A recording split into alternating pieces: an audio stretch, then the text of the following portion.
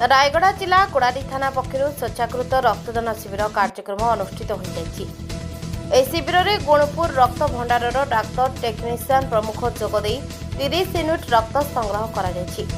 अनुष्ठित शिविर को गुणपुर एसडीपीओ बाबुली नायक मुख्य अतिथि भाव जोगदे बेले सम्मानित अतिथि भाव में स्थानीय तहसीलदार ए स्नेहलता जोगदे शिविर शुभ उद्घाटन करते। शिविर में थाना अधिकारिणी समर्पिता स्वाई,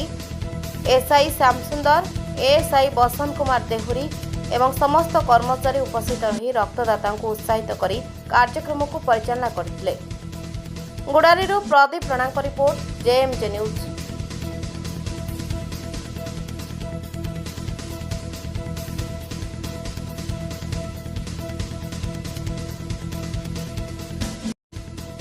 गुड़ारी पुलिस तरफ गोटे अभिनव प्रयास जारी कराई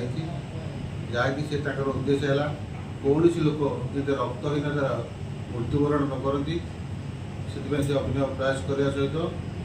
आमर गुणपुर डॉक्टर सुचेता मैडम सहित जोगाजोग कर आज रक्तदान महापुण्य कार्य ग्रहण कर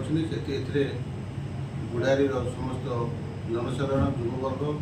सहयोग कर आज प्रोग्राम 70 यूनिट रक्त संग्रह करने योजना कराई।